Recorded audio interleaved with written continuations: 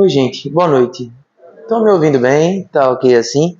Eu não estou muito acostumado a usar o microfone que fica parado, então se a voz for um pouco mais, um pouco menos, vocês me perdoem, tá bom? Gente, mais uma vez, boa noite a todos, espero que estejam bem. Se não estiverem tão bem assim, espero que vocês saiam pelo menos um pouquinho melhores do que chegaram, porque a proposta é sempre essa. É um prazer estar aqui mais uma vez, especialmente prazeroso, porque já tem um considerável tempo que eu não venho, tem quase um ano aí que eu não estou por aqui pela casa. Não é por falta de convite, graças a Deus, o Beto tentou agendar comigo. Eu passei por uns problemas particulares no ano passado, no decorrer do ano, e infelizmente não pude estar presente quando convidado.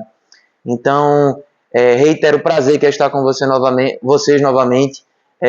Sem dúvidas, a gente sente falta do trabalho, mas de coração mesmo, estar aqui com vocês era um dos lugares que eu mais sentia falta de estar quando me sentia ansioso para conseguir ter condições de voltar a trabalhar e ser instrumento desse trabalho que é tão bacana. Tá certo?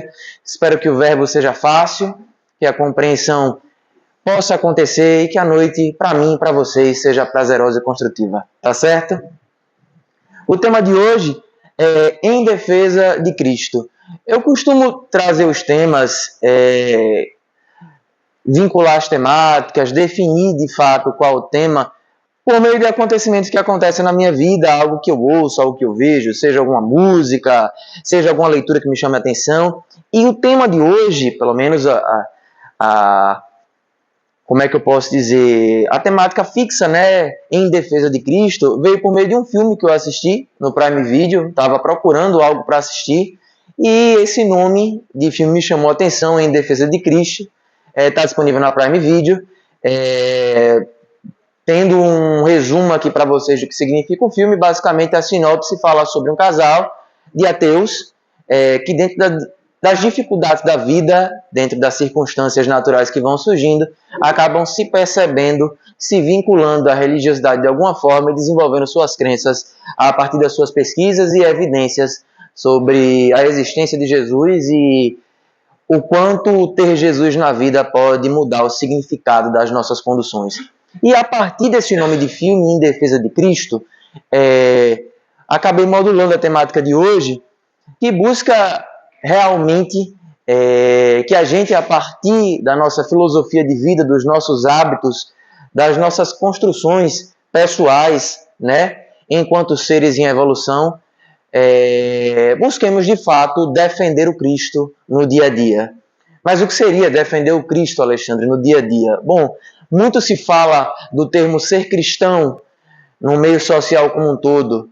Muitos enchem a boca e o peito, porque não muitos de nós, para dizer que são cristãos. Mas o que é ser cristão de fato? O que é exercer de fato a prática do cristianismo?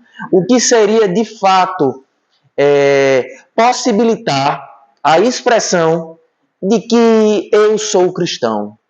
Não faço isso porque sou cristão, não frequento tal lugar X ou Y porque sou cristão, não concordo com isso ou com aquilo porque sou cristão. O que é ser cristão de fato?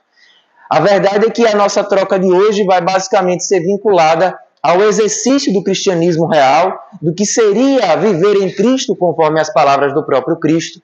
E quem sabe, pelo menos eu, me sinto assim, o quão distantes verdadeiramente disso nós estamos e o que precisamos fazer para cada dia mais desenvolvermos a capacidade, ou melhor, a moral de dizermos que pelo menos no caminho do cristianismo estamos. Tá certo? Podemos começar de fato depois da enrolação minha inicial.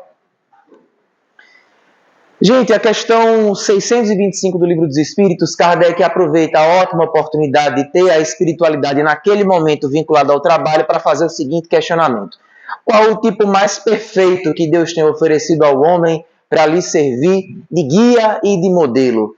Os espíritos, por seu turno, não titubeiam com relação à resposta. São práticos, são precisos, são diretos. Jesus.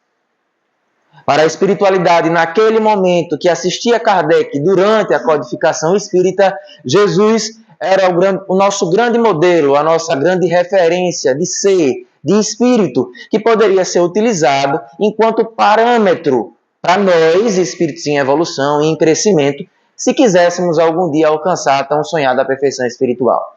Então, partindo dessa premissa de que Jesus, segundo a espiritualidade, segundo o kardecismo, segundo a base de Kardec para construir o espiritismo, continua sendo e sempre continuará sendo a nossa grande referência, o nosso grande modelo.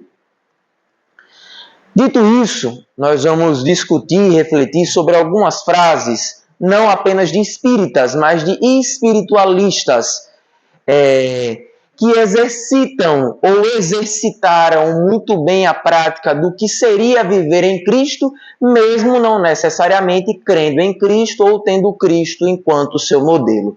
Como assim, Alexandre? Ficou complicado. Basicamente, muitos são muito mais cristãos, de fato, no exercício e na vivência do que é viver em Cristo, do que nós, em grandes perspectivas da vida, quando abrimos a boca ou enchemos o nosso peito para afirmarmos, sou cristão. Gandhi, Mahatma Gandhi, acredito que figura conhecida por todos, se não enquanto práticas, mas pelo menos enquanto nome, enquanto referência, foi um grande espiritualista, um exímio espiritualista, para nós um grande cristão, mas para ele não, ele tinha outras crenças, mas crenças que se uniam às nossas na perspectiva de evoluir, de ser melhor, de buscar o crescimento pessoal. E Gandhi, na época em que viveu entre nós, soltou essa frase que eu acho sensacional, por isso trouxe. Gandhi disse o seguinte, quando questionado sobre o que ele achava sobre Cristo: eu gosto de Cristo, eu não gosto de vocês, cristãos. Vocês são tão diferentes de Cristo.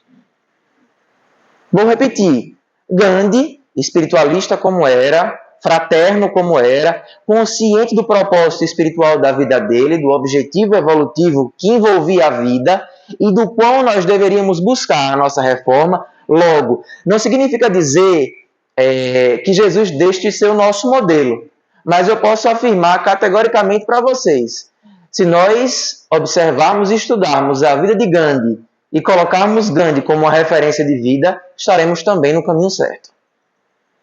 Gandhi exercia de forma exímia a prática fraternal, a prática do amor e a prática da empatia.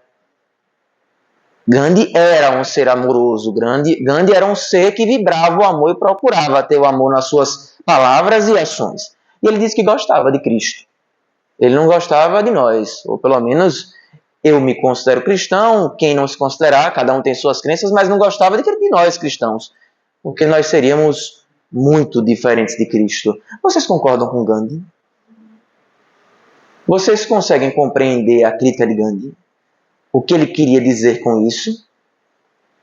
Gandhi tinha alguma coisa contra o cristianismo ou contra o fato de nós termos Cristo enquanto referência?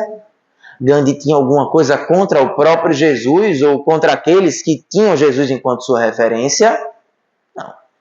Gandhi manifestava oposição à hipocrisia dos falsos cristãos, daqueles que diziam crer em Cristo e viver em Cristo, mas nada com Cristo tinham, nenhuma consonância com o ser Jesus Cristo tinham. Agora, um espírita, de fato, Divaldo Franco, mais de uma vez ele disse a seguinte frase: eu respeito muito mais um ateu digno do que um religioso hipócrita. Ainda encarnado, Divaldo segue dizendo essa frase: eu respeito mais um ateu digno do que um religioso hipócrita. Eu vou emendar essa frase com uma outra frase, dessa vez de Chico Xavier, que também é uma grande referência, não só espírita, mas espiritualista como um todo, quando eu menciono o ateísmo, não crer em nada, não crer em Deus, não crer em nenhum ser supremo.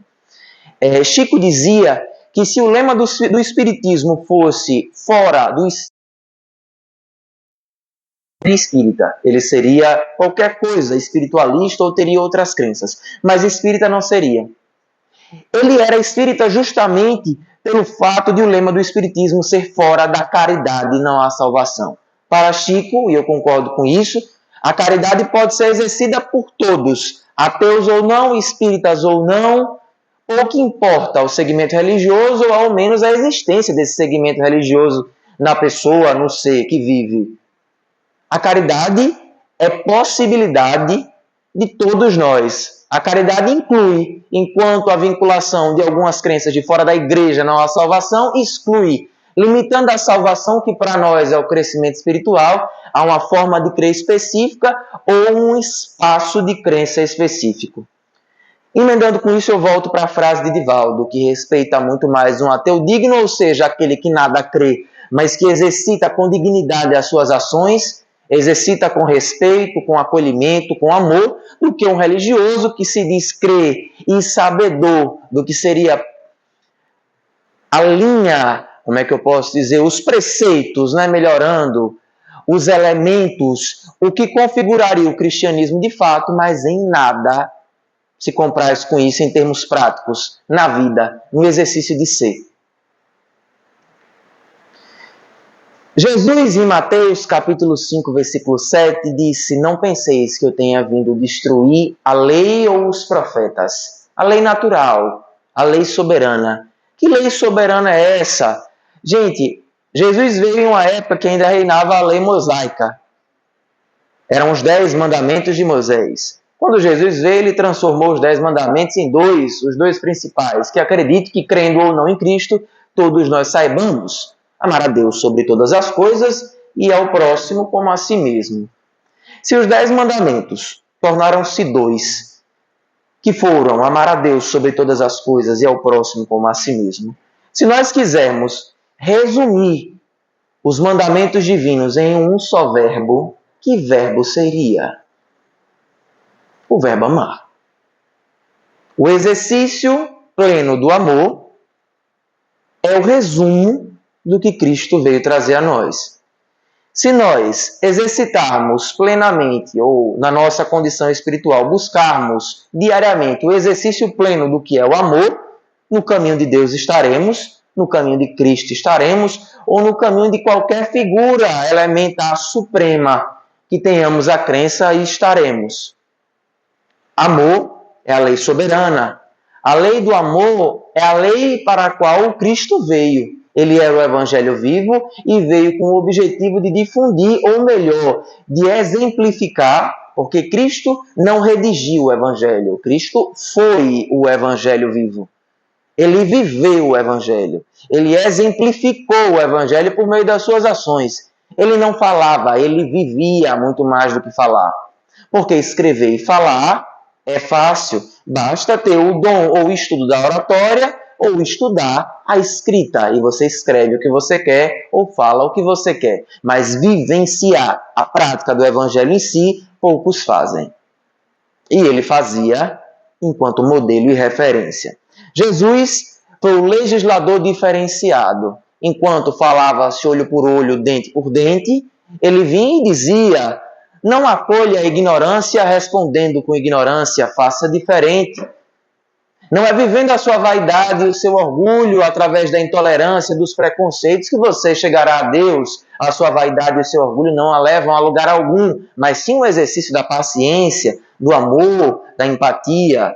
Era completamente diferente do que se falava na época, quando a honra, assim como é hoje, mas antigamente, como o slide traz, nós tínhamos instintos primários. Não necessariamente deixamos de ter, ainda temos muitos instintos primários em nós.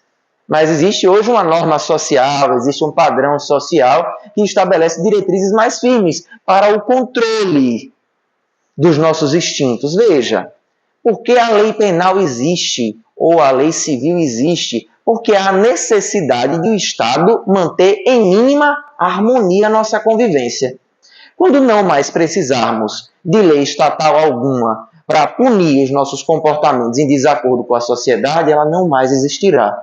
Se existe uma lei do Estado que diz que matar é crime, é porque ainda se mata. Quando se deixar de matar, a lei do Estado perderá sentido. Ou se existe uma lei civil que diz, que firmar um contrato e não cumprir gera multa e rescisão, ela existe porque ainda se firma contrato e se descumpre com má fé e desonestidade. Quando não mais existir, a lei perderá o sentido. Jesus veio naquele período para demonstrar o exercício do Evangelho. Vocês acham que o exercício do Evangelho no mundo de hoje ainda é necessário? As leis de Jesus ainda fazem sentido? Então elas ainda precisam existir. As leis se adequam ao meio social. Elas só existem porque o meio social pede. Quem é do direito sabe disso. As leis existem porque o meio social pede. As leis são alteradas, são modificadas, as emendas constitucionais existem porque existe uma realidade social que muda com os costumes, que também são base da criação de leis. Se os nossos costumes, mesmo depois de inúmeros anos desde a vinda do Cristo, ainda pedem o exercício do Evangelho, e ainda pedem tanto o exercício do Evangelho, é porque nós ainda precisamos muito das leis divinas em nossas vidas. A lei de amor está incerta no ser e mesmo diante de leis injustas e imposições apaixonadas, na sua liberdade interior, nada de fora consegue alcançá-lo realmente, exceto a lei natural existente na sua consciência. Por que na sua consciência? Porque a lei de Deus está escrita na nossa consciência. Isso está no Livro dos Espíritos também, na obra básica de Kardec. Onde está escrita a lei de Deus? Na nossa consciência. Se a lei de amor é a lei soberana, a lei para a qual fomos criados, a gente precisa entender como é que essa lei vai ser aplicada. Aí eu vou voltar à fala dita minutos atrás, quando o Chico dizia que fora da caridade não há salvação. A caridade sintetiza o exercício do amor. Quando estivermos sendo caridosos, amorosos estaremos em consequência. Mas a caridade para o Espiritismo não é só a caridade material, que é uma vinculação de caridade muito comum na sociedade. As pessoas, quando se fala em caridade, né, principalmente as desvinculadas ao Espiritismo, resumem caridade muito ao exercício de doação material, de roupa, de alimento, bens materiais como um todo. Essa também é uma forma de caridade, é a caridade material. Importantíssima, claro. Nós vivemos um mundo material. Nós precisamos vestir, nós precisamos comer, nós precisamos morar. Nós necessitamos da matéria. A matéria é instrumento por meio do qual o nosso espírito purifica e evolui. Mas a caridade não se resume apenas à caridade material. A caridade material, pelo contrário, ela é facilmente exercitada.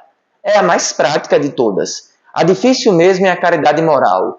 Todos aqui já ouviram falar de caridade moral?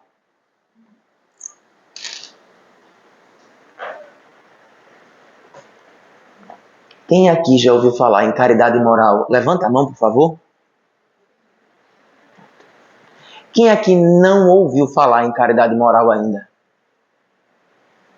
Pronto.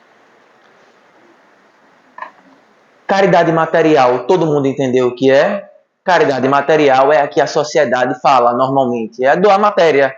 Estou doando comida, cesta básica, estou sendo caridoso materialmente. Estou doando roupa, estou sendo caridoso materialmente. Estou doando, caso tenha condição, uma casinha para alguém que não tenha morar, estou sendo caridoso materialmente. Mas se eu estou doando um abraço, eu estou sendo caridoso materialmente ou moralmente? Moralmente. Se eu estou doando perdão, eu estou sendo caridoso materialmente ou moralmente? Se eu estou doando a minha indulgência, ou seja, o meu acolhimento com as faltas alheias, eu estou sendo caridoso materialmente ou moralmente? Entenderam o que é caridade moral? Quem não tinha percebido ainda, conseguiram pegar? Caridade moral é o trabalho do ser interior em sua reforma. É o combate dos vícios morais que existem em nós. Nascidos por meio do egoísmo, mas que geram a intolerância, o preconceito, a impaciência, a agressividade, a falta de perdão, o ódio, o rancor. Tudo isso, quando é combatido, quando é melhorado em nós, significa dizer que nós estamos trabalhando caridade moral. Ficou claro para todo mundo a diferença de caridade material e caridade moral? Perceberam que caridade material é bem mais fácil do que a caridade moral? Doar comida é fácil, perto de perdoar. Doar comida é fácil, perto de não julgar. Doar comida é fácil, perto de ser paciente. Doar comida é fácil, perto de não sentir raiva nem ódio de ninguém. E a partir desse contexto inicial, isso tudo foi uma introdução, porque o tema é em defesa de Cristo. Nós vamos buscar agora, cristãos ou não, imaginem-se como advogados de Cristo, vivendo o dia a dia de vocês, a experiência de vida de vocês. Vocês precisam advogar em favor do Cristo num tribunal de júri, vamos dizer. Se vocês fossem advogar em favor do Cristo, qual seria o principal argumento de defesa de vocês? Se o amor seria o principal argumento de defesa de vocês, a partir de então nós vamos trabalhar, a partir do que o próprio Cristo disse, formas de exercitar o amor e que, de fato, constituem um cristão e um advogado hábil a defender o Cristo socialmente. Tá certo? A carapuça cabe em mim em tudo que a gente vai citar daqui para frente. Eu preciso muito me melhorar ainda. Talvez aqui já existam espíritos puros que não precisem, mas eu preciso. Quem estiver em evolução como eu e a carapuça servir, vamos aprender juntos e tentar. Tá certo? O primeiro tópico que falaremos, eu pulei o último slide porque falava de caridade moral, eu já tinha resumido como é que eu devo trabalhar a caridade moral. Mas o primeiro tópico que Cristo pediu que fôssemos, já que queremos ser cristãos ou pelo menos ser melhores, foi a paciência. Alguém precisa trabalhar a paciência aqui ou só eu? Eu preciso. Alguém precisa trabalhar a paciência? Pronto. Primeiro argumento de defesa na sua vivência enquanto cristão, ou pelo menos alguém que tenta vivenciar e demonstrar que Cristo foi um cara legal. E é engraçado porque hoje na rede social, inclusive muitos ateus compartilham isso, né? Jesus é massa, o que ferra é o fã-clube. Já viram essa passagem? O pessoal mais jovem vê muito isso, fala muito em memes, quando muitos cristãos fazem abordagens e comentários esdrúxulos que são completamente paradoxais quando comparados. Você se diz cristão e está falando isso, mas isso é tudo menos cristão. Então as pessoas dizem muito isso. Jesus era massa e é massa, mas o fã-clube estraga o pobre. Então a gente precisa viver mais em Cristo e ser menos desse fã-clube que estraga Cristo. Tá certo? O primeiro tópico é a paciência. E o próprio Cristo disse, bem-aventurados os pacíficos, porque serão chamados filhos de Deus. Isso está em Mateus, capítulo 5, versículo 9. Tudo que a gente vai ver daqui para frente, referenciado, claro, por fala de Jesus, tem por base um livro de Joana de Ângeles que se chama Jesus e o Evangelho, à luz da psicologia profunda. Eu gosto muito de Joana. Quem gosta também, é uma recomendação de leitura. Ela traz abordagens de Cristo, fazendo uma abordagem psicológica sobre ela, por cada abordagem, né? E falando de forma estruturalmente psicológica como esse sentimento afeta o nosso ser e como ele pode ser trabalhado internamente. Então aí está a dica para vocês. Jesus e o Evangelho à luz da psicologia profunda. Tá certo? Paciência, segundo Joana, é a ciência da paz. Pacíficos são aqueles que trabalham com método e confiança tranquilo, em favor da renovação do mundo e das suas criaturas. Jesus foi o paciente. Ele não foi mais uma pessoa paciente, ele foi a referência de paciência. Se nós queremos ser filhos de Deus, devemos ser representantes da paz. Feito esse elencar de fatores iniciais, de tópicos, eu gostaria de fazer uma pergunta para vocês. Antes de falar sobre a paciência em um termo genérico, e que todos, eu acredito, quando eu perguntei, alguém precisa trabalhar a paciência? Quando responderam sim, preciso muito. Eu acredito que vocês tenham respondido na figuração de paciência com o trânsito em engarrafamento, paciência quando falta luz e você precisa trabalhar, paciência quando fulano está lhe irritando e você não consegue mais respirar. Mas algum de vocês pensou em ter paciência com você mesmo? Alguém pensou aqui, quando eu citei paciência, em ter paciência consigo mesmo? Porque ter paciência com o outro é também ter paciência e desenvolver esse hábito. Porque muitas vezes o outro vive coisas que nós não fazemos ideia. São os tais dos infortúnios ocultos que o Evangelho fala muito. Da grama do outro, da cor da grama do outro, só o outro sabe. Para nós, a grama do outro é sempre mais verde que a nossa.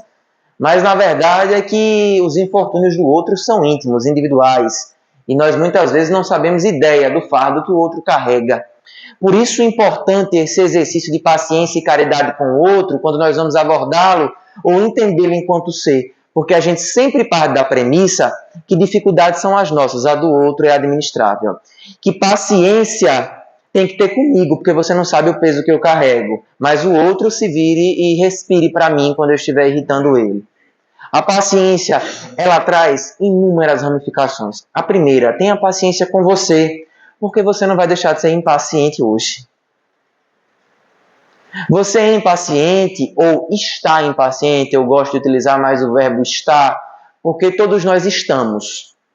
Se estamos em progresso, nós estamos em todas as perspectivas que são parte do progresso. Entenderam mais ou menos o que eu quis dizer? Você está impaciente hoje. Você pode não ser mais impaciente amanhã. Isso vai depender das suas escolhas de hoje. Você pode ser impaciente ainda amanhã, mas consideravelmente menos do que é hoje, porque isso vai depender das suas escolhas de hoje. Você pode continuar ou até ser mais impaciente amanhã do que é hoje, também se você escolher não trabalhar a paciência em você e pouco se importar com a necessidade de desenvolvê-la. Para tudo, paciência. Paciência com a vida, com o tempo da vida, porque não é o nosso tempo, com o tempo das coisas que acontecem conosco. Não é sobre nós. A vida é muito maior do que nós. O universo gira e funciona conforme as suas próprias leis, não a lei que nós queremos colocar. Isso é um grande clichê, todos nós sabemos disso, mas também sabemos que viver isso é muito difícil. Nós somos ansiosos, vivemos um mundo de ansiedade, ou melhor, estamos ansiosos. Porque podemos ser menos ansiosos e isso vai depender da nossa escolha de hoje. De trabalhar métodos de ser menos ansioso e amanhã ser uma pessoa que respire mais. Viva mais o presente. A paciência traz a referência para tudo isso. Uma pessoa paciente é uma pessoa pouco, nada ou cada vez menos ansiosa. Uma pessoa paciente consigo é uma pessoa que se ama e se cuida, porque entende que o seu processo e as suas características não foram criadas do dia para a noite, logo não vão ser modificadas do dia para a noite.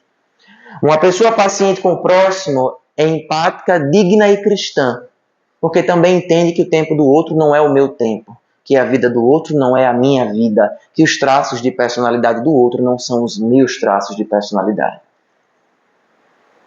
O mundo gira como tem que girar. O universo funciona como tem que funcionar. E nós, elementares da construção desse universo, não somos maiores do que ele. Nós fazemos parte dele. É como se o universo fosse o gênero e nós a espécie. A espécie é uma ramificação do gênero.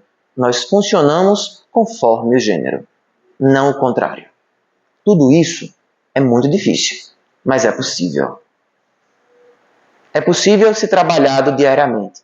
Estou muito estressado, estou muito impaciente, buzinaram no fundo do meu carro e eu só quero agredir quem buzinou. Eu também tenho vontade, muitas vezes, só socar quem está buzinando. Mas não posso.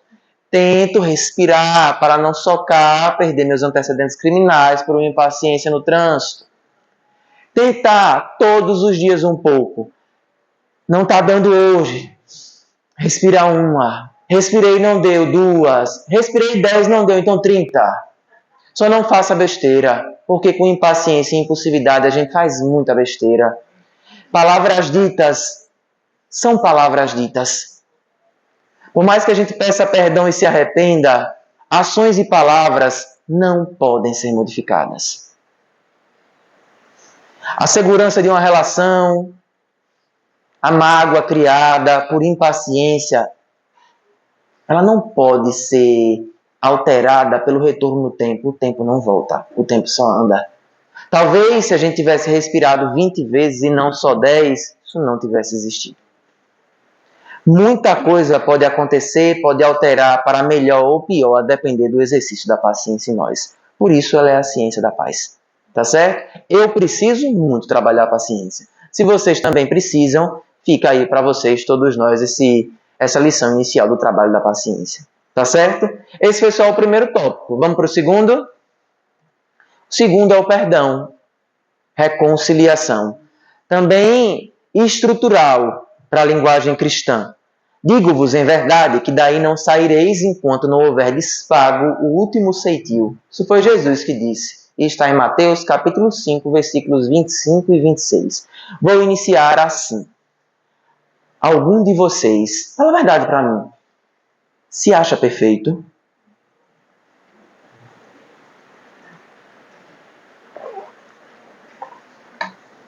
Ninguém se acha perfeito aqui?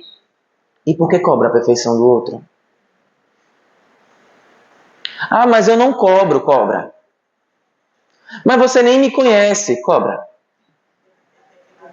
Sabe por que você cobra? Porque você está encarnado junto comigo nesse mesmo mundo, nesse mesmo padrão evolutivo, em que as pessoas, consciente e inconscientemente, cobram a perfeição do outro. Então, sim, você cobra a perfeição do outro. Você cobra a perfeição do outro muitas vezes em coisas que nem você acerta, mas você cobra. Mais ou menos, consciente ou inconscientemente, você cobra que o outro não falhe. Você cobra que o outro ande conforme a sua linha de raciocínio, conforme a sua perspectiva. Cobra que o outro seja que nem você é, muitas vezes. Nesse movimento, o que eu quero dizer com isso, gente? Simplesmente chegar na conclusão do clichê básico de que ninguém é perfeito. Se ninguém é perfeito, todo mundo está sujeito a errar. Você pode não ter errado e nunca errar igual ao outro. Você pode nunca ter matado e nunca matar. Você pode nunca ter traído, seja em perspectiva de relacionamento amoroso, de amizade, em qualquer tipo de relação, e nunca trair. Isso não significa dizer que você não erre em outras inúmeras perspectivas. E o fato de você errar em inúmeras perspectivas faz com que você perca o direito de cobrar perfeição e acerto constante do outro. Quando você não errar em nenhuma perspectiva e alcançar a perfeição espiritual, aí sim você continuará não cobrando perfeição do outro, porque Jesus também não cobrava e ele não errava. Porque à medida que você se aperfeiçoar e encontrar a pureza espiritual, você vai entender que cobrar a perfeição do outro é egoísmo e agressividade. Que nunca é nosso direito cobrar a perfeição do outro. Porque perfeito você vai entender que cada um vive a sua vida conforme a sua individualidade e as suas escolhas. Veja, estamos falando sobre reconciliação e perdão. Quando nós estamos falando de se reconciliar e de perdoar, nós não estamos falando sobre manter cobra na nossa vida. Que fique claro, certo? Vou ser mais claro ainda. Se foram cobra com você, não significa dizer, pelo preceito cristão, que você tem que perdoar e colocar a cascavel dentro da sua casa. Você tem que perdoar a cascavel. Se livrar da mágoa e do rancor que a relação da cascavel teve e causou em você. E desejar que a cascavel perceba que foi cascavel, melhore e seja feliz. Perdoar não significa ser forçado a confiar em quem não mais lhe traz confiança e segurança. Porque o nosso maior instrumento de aprendizado na vida são as nossas relações. E nós precisamos selecionar bem as nossas relações e a condução delas. Selecionar bem as nossas relações significa dizer escolher as pessoas com as quais nos relacionamos. Ter boas relações. Ter relações que nos engrandeçam, que nos tragam paz, nos tragam segurança, nos tragam autoestima, não veneno de cascavel. Ficou claro mais ou menos a filosofia? Quando Jesus pediu para a gente oferecer a outra face, Jesus não disse seja besta. Jesus disse não agrida quem lhe agrediu. Não conserve a energia de agressividade com quem já foi agressivo com você. Nós, enquanto magoados com o ego ferido, muitos de nós ainda fazem isso, né? E enchem o peito e a boca para falar. Nunca terá o meu perdão essa criatura. O meu perdão ele nunca terá. Somos, com perdão da palavra, grandes burros quando fazemos isso. Porque muitas vezes o outro que nos feriu já tocou o barco dele e não está nem aí para nós. Nem aí. Vou repetir. Fulano que lhe feriu e lhe magoou, e você está completamente magoada ou magoado, ferido, e repete aos 7 ventos que o seu perdão ele jamais terá. Não está nem aí para você. Ele está vivendo a vida dele, já passou por isso, se responsabilizou ou não por isso, mas seguiu o barco dele, enquanto você segue conservando um sentimento que lhe adoece. Segue conservando um sentimento que lhe prende a camadas energéticas e a companhias espirituais que lhe vampirizam, que lhe sugam. E mais, veja que ele disse que não vamos sair do cárcere carnal enquanto não houvermos pago até o último ceitil. O que é o último ceitil? Enquanto não estivermos nos reconciliado com a última pessoa, com o último espírito que tenha feito parte da nossa história. Isso significa dizer que se a Cascavel desencarnou, certo? E você não perdoou a Cascavel vai continuar perto de você, seja desencarnada, conservando energia deletéria com você, sejam os dois desencarnados ou vice-versa. Em suma, a Cascavel vai continuar com você. Quando você perdoa a Cascavel, você se liberta da Cascavel. Reza por ela, torce para que ela também lhe perdoe, para que ela tenha o melhor na vida, para que ela conquiste. Repito, com isso você não faz questão de tê-la como amiga, de confiar nela. Quebrou a confiança, infelizmente, nem toda confiança reconstruída faz parte. Mas o movimento do perdão é necessário para que a gente se liberte dessas amarras energéticas que nos adoecem, certo? Isso que eu vou falar agora já foi dito em outras palavras, certo? Perdão indistinto. Se assim não ocorrer, do cárcere carnal não sairás, enquanto não tiveres se reconciliado com todos que fizeram parte da sua jornada. Ao próximo, serão facultados todos os direitos inerentes às soberanas leis divinas, como gostarias que fossem facultados a você. A morte do corpo não libera o espírito das paixões nobres ou inferiores que tenham adquirido na sua conduta, e com isso gera as famosas obsessões. Os processos obsessivos, que não todos, porque as obsessões, não vamos entrar em estudo específico sobre a obsessão, mas um dos traços mais comuns da obsessão, além do vínculo de pensamento e energético, é a ausência de perdão mesmo. São os vínculos passados que não foram bem resolvidos, a mágoa conservada ao longo dos milênios e milênios de encarnações. Tá certo? Vamos ao próximo tópico, então. Paciência, perdão. O próximo é deixar de julgar. Alguém aqui precisa deixar de julgar? Eu preciso. Mais um tópico. Hipócritas, disse o Cristo, tirai primeiro a trave do vosso olho e depois, então, vedes como podereis tirar o argueiro do olho do teu irmão. Eu acho que já trouxe para cá, Beto tá ali, eu trouxe um tema que falava apenas sobre essa parábola, na perspectiva psicológica do que é o julgamento.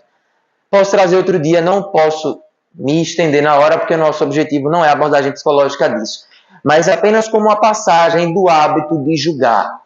Em síntese, nós julgamos, nós condenamos, e é importante frisar que muitas vezes, eu citei a Cascavel que nos feriu, mas muitas vezes nós somos a Cascavel. Vocês pararam para pensar quando eu citei a Cascavel ou só pensaram na Cascavel que lhe machucou? Mas você também é a Cascavel. Certo? Se você acha que não é, sinto lhe magoar, lhe frustrar. Você também é Cascavel. Você também magoa. Você também pode é alguém que o outro olhe e não queira mais na vida, porque não confia mais em você, porque foi magoado por você. O movimento do não julgar e do perdoar, ele é dúplice. Ele vem de ambos os lados. Hoje alguém foi cascavel comigo, amanhã eu vou ser cascavel com alguém e vice-versa. Porque, com o perdão da brincadeira, a imperfeição do ser humano, a nossa imperfeição, faz com que sejamos cascavéis em potencial. Nós seremos cada vez menos quando cada vez mais nos esforçarmos pela melhoria do nosso ser. Quando a gente se esforçar mais, a gente vai se perceber mais ocupando esse espaço de agressor, de falso, de preconceituoso, de ignorante, de impaciente. Quanto mais nos esforcemos para olhar para dentro de nós, menos nos veremos no direito de julgar o outro, porque o outro é nosso espelho. A gente julga no outro o que existe em nós, em maior ou em menor grau, mas nós não queremos ver.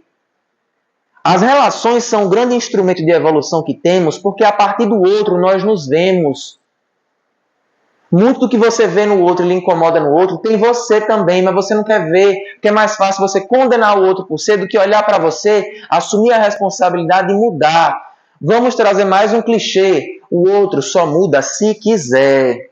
Assim como você só muda se quiser. Certo? O farisaísmo ainda permanece nos relacionamentos humanos. Quem eram os fariseus? Eram os hipócritas do tempo passado. Eram aqueles que falavam muito, mas faziam pouco. Se gabavam de bons, de estáveis, de amorosos, de seguros, de responsáveis, mas na verdade só se gabavam. Jesus foi severo quando necessário, mas nunca hostil. Ele foi generoso de forma incessante, mas jamais covarde. Ele foi amigo de todos, mas nunca conivente com as suas faltas. O alto índice de Joana de Ângeles, de farisaísmo, existe nos grupamentos religiosos. Olha aqui, o ninho de Cascavel, reunido, olha. O ninho de Cascavel, agora 8h15 no LAC, reunidos, né? Todos, cascavéis, corais, né? Que tem muito no sertão, só muda a espécie de cobra. As cobrinhas estão aqui, gente. As cobrinhas que vêm à palestra vão tomar o passe, saem na porta e você viu a roupa que fulana veio hoje? Perdeu o passe, né?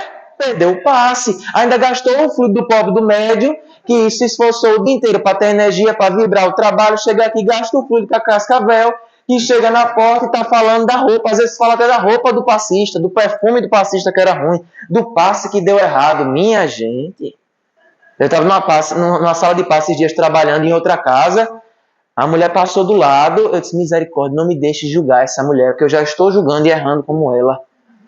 A mulher parou no ouvido da outra para falar que a colega estava dando passe errado. Eu disse, misericórdia, já estou julgando ela, mas miserenta, está na sala de passe, trabalhando, a sua colega dando passe errado, deixe se for fofoqueiro, espere sua colega sair, se for uma orientação técnica, converse com ela, se você sabe, na sala de passe, na hora do trabalho, a importância daquela energia, e você gastando, e eu julgando a colega porque xingou outra também.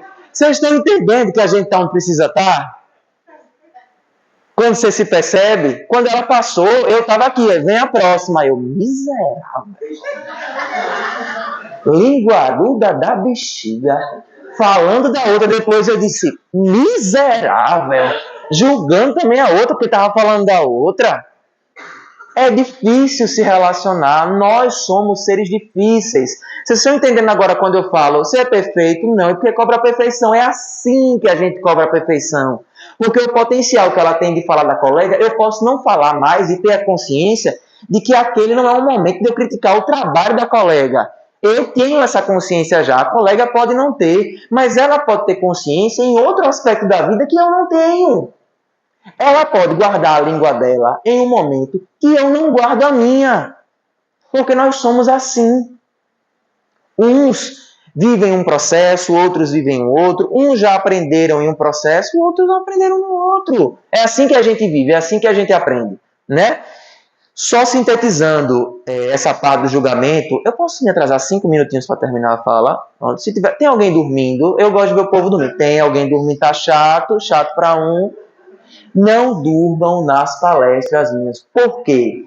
Porque eu vejo que vocês estão dormindo, fico magoado porque acho que está chato. Aí o que acontece? Eu guardo mágoa em mim e adoeço. E aí eu não trabalho o perdão. Aí eu estou falando para trabalhar o perdão e vocês estão me magoando. Aí eu saio daqui magoado. Vamos trabalhar, né? O coleguinha não ficar magoado. Brincadeira, gente. Vamos andar.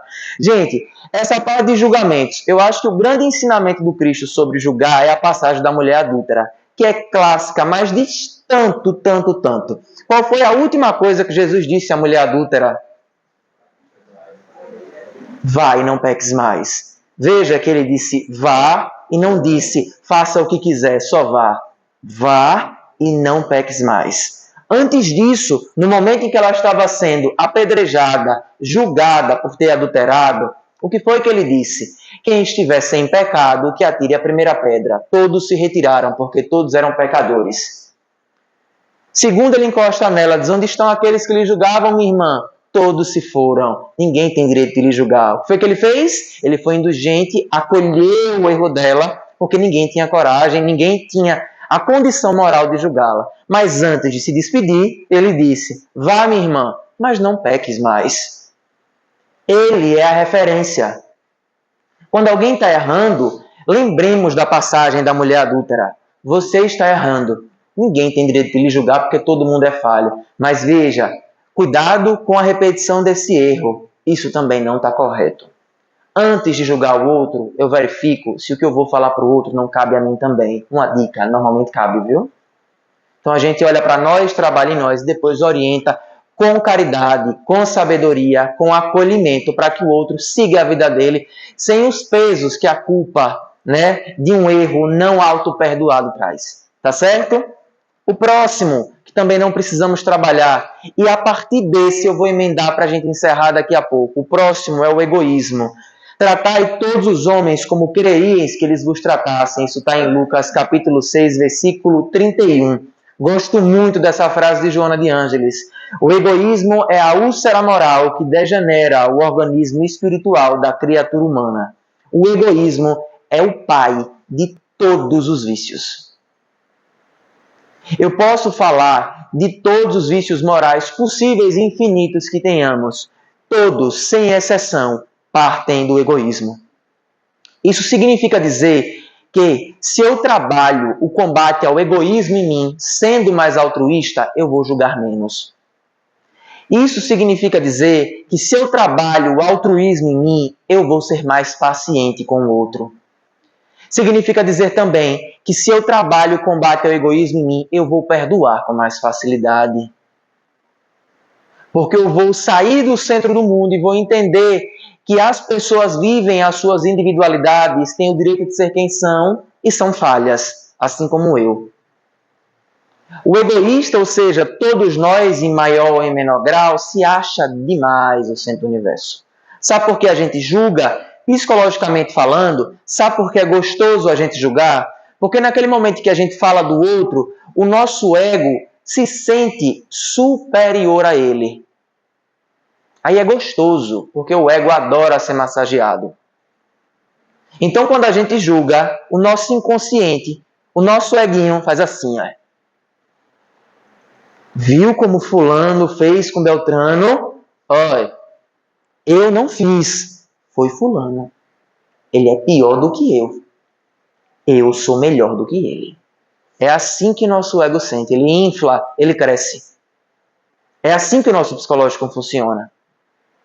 Esquecendo que, quando João fala de Pedro, João fala muito mais de si mesmo do que de Pedro. Porque o nosso ego funciona e não nos permite viver a racionalidade muito bem, não. Veja, eu sou uma pessoa defensora do ego em alguns aspectos, porque o ego é importante também, certo, gente? O ego constrói sua personalidade. O ego constrói sua autoestima. Mas o ego existe nesse processo de construção de personalidade para ser equilibrado e dosado num processo de autoestima, de autoamor, de autocuidado. Não transcendendo para o egoísmo, para a agressividade, para o julgamento. Essa é a parte doente do ego. Existe a parte saudável e a parte doente, certo? A gente trabalha para conservar o ego, que constrói e repita a nossa personalidade, porque quando a gente é criancinha, se percebe, começa a se ver, aquela criancinha começa a se arrumar, começa a se perceber, botar uma roupinha, passar maquiagem. Desde o ato de criança, perceba que ali o ego dela está nascendo. E é a partir daquele momento de criação dos pais, que você trabalha aquele ego da criança para o aspecto positivo dele. Não a criança que tem o que quer na hora que quer, que chora e ganha o que quer, que agride o coleguinha, é bonito que o coleguinha agrediu ela. Porque ao mesmo tempo que o ego vai nascendo na criança e a construção da personalidade dela vai surgindo, o ego precisa ser equilibrado. O ego para uma criança com autoestima, que confia em si mesma, que desenvolve independência, para que ela se torne um adulto independente e autoconfiante, mas também empático e acolhedor. Se você abastece o ego daquela criança, dá a roupinha na hora que ela quer, se o coleguinha errou com ela, você não repreende ela, porque esqueça, essa criança se torna um adulto viciado no aspecto negativo do ego. E depois, nós somos adultos e temos credibilidade para dizer, depois é mais difícil de mudar. Aqui é mais difícil de mudar, é melhor trabalhar lá embaixo. É melhor trabalhar lá embaixo e mudar enquanto as crianças ainda não conheceram as inúmeras facetas da vida que nos viciam e nos adoecem. Tá certo? Saindo do egoísmo, eu vou trabalhar em velocidade, vingança e ódio. Vingança, o Cristo disse, não resistais ao mal que vos queiram fazer, e ódio, sede, pois, cheios de misericórdia, como cheio de misericórdia é vosso Pai. Porque a vingança e o ódio, assim como todos, são o ego exacerbado. Por isso eu coloquei vingança e ódio em sequência. A mágoa é ego, a falta de paciência é ego, o julgamento é ego, mas a vingança e o ódio é o ego animalesco. Eles são o retrato do ego exacerbado. Me dê um soco, vou lhe dar outro. Não existe honra, não. A honra é você com sua consciência, estar bem com você. Não existe vencer o outro nesse movimento da vida de se aperfeiçoar e crescer. Existe vencer você mesmo, vencer seus instintos, vencer seus vícios, vencer sua personalidade agressiva, se tornando mais estável, se tornando mais acolhedor, mais equilibrado. A vingança e o ódio são retratos ainda da animalidade e dos instintos primários que infelizmente ainda acompanham o nosso ser. Nosso ego sente que precisa se vingar para ser valorizado. A nossa honra não está vinculada à vingança. Nossa honra está vinculada ao nosso crescimento e à nossa evolução espiritual. A vingança é vaidade e ego animalesco. Não esqueçam disso. O objetivo da vida é alcançar a harmonia plena através do equilíbrio do amor a si mesmo, ao próximo e a Deus. A vingança é uma patologia do ego, é uma doença do ego. Sempre que a gente queira se vingar, sinta a vontade de vingar, tenha consciência, é a doença do seu ego pedindo a você. Não a sua honra ou a necessidade. Não é se vingando que você vai conseguir o que você quer. Se vingando, você só vai conseguir a massagem do seu ego e, de brinde, o adoecimento energético, físico e espiritual do seu ser. Certo? Oferecer o outro lado da face, a exemplo do Cristo. Já falamos sobre o outro lado da face. Não retribuir o mal com o mal. Não ser abestalhado e continuar se relacionando com uma cascavel. Né? Lembrando que a cascavel pode ser você também. Vitorioso é aquele que vence a si mesmo, os seus instintos de homem velho. Muitas vezes nos enganamos achando que retribuir o mal com o mal e ver o outro sofrer porque nos fez sofrer faz com que vençamos essa batalha. Pobres de nós não vencemos nada, nós perdemos na verdade, porque foi mais uma oportunidade da vida que tínhamos para fazer diferente e não fizemos. Seguimos o mesmo padrão de bárbaro e de primário que um dia fomos. Tá certo? Claro, o ódio também é ainda existente. O ódio permanece no mundo na condição de loucura. Veja que Joana compara o odioso a um louco. Para vocês verem a proporção da doença do ego, que é o ódio. Amorosamente, o tempo vai desfazer esse ódio de você. Quando você se sentir odioso, ore, respire e peça para isso sair de você. Mude o pensamento. É difícil, não é fácil. Nada do que foi dito aqui é fácil. Tudo é difícil. Tudo demanda tempo e esforço. Mas aí vai ter o nosso mérito quando a gente se perceber agindo diferente e plantando coisas diferentes. Certo? Terapia do amor incondicional. Lembrar sempre que Deus é amor. Tudo que for diferente disso não é Deus. É figuração humana projetando a figura divina. Homens adoram se projetar achando que são Deus. Nós humanizamos a figura divina em várias facetas. Claro, com respeito aos espaços de crença. Mas essa filosofia de que não faço não, acho que todo mundo foi criado um pouco assim, né? Eu fui criado assim porque a geração dizia isso. Faço não que Deus castiga, viu? Faço não. Deus não castiga ninguém. Olha, não faço não que Deus vai se vingar. Olha, Deus se vinga. Deus é amor. A vingança é humana, não é divina. Cria-se essa tese do Deus punitivo, do Deus julgador, porque o ser humano, mesmo de forma inconsciente, quer se aproximar de Deus, se achando em algum patamar semelhante a Ele. Não é. Deus não pune, Deus não se vinga, Deus não castiga ninguém. Quem se castiga é você. Quem se pune é você. Quem se vinga é você. Tá certo? Para a gente encerrar, o último dos tópicos do cristianismo real é a beneficência, normalmente vinculada à caridade material. Essa é bem rápida. Jesus disse em Mateus capítulo 6, versículo 1, tende cuidado em não praticar as boas obras diante dos homens. Todos, eu vou pedir honestamente a vocês. Não tem problema, eu vou explicar de qualquer forma. Quando eu digo, tende cuidado em não praticar as boas obras diante dos homens, todos estão entendendo o que ele quis dizer. Quem não entendeu, levante a mão, por favor. Pode levantar, não tenha vergonha não, eu também não entendi de primeira não. Pronto. Quando Jesus disse, tende cuidado em não praticar as boas obras diante dos homens, eu vou trazer para a nossa evolução espiritual, tá? Se for para aparecer, não faça não. Todo mundo entendeu agora? Se for para aparecer, não faça. Caridade não é isso. Beneficência real não é isso. Ajudar o próximo é ajudar com o interesse genuíno de ajudar o próximo.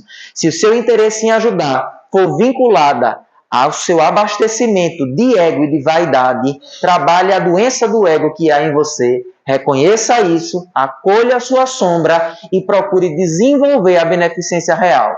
Porque o maior prazer que nós devemos ter enquanto espíritos em ajudar o outro é o simples fato de ajudar o outro. Nada diferente disso. Por isso que ele disse, tende cuidado em não praticar as boas obras diante dos homens. O que eu desejo a vocês é uma noite, uma semana iluminada, de muita paz. Espero que as reflexões tenham sido pertinentes. E não esqueçam, se vocês querem defender Jesus em algum momento da vida de vocês, é agindo como ele que vocês vão conseguir. Diferente disso, vai ser só queimação com o povo do Cristo, que cansa de ser queimado todos os dias. Tá bom? Foi um prazer. Fiquem com Deus. Até a próxima.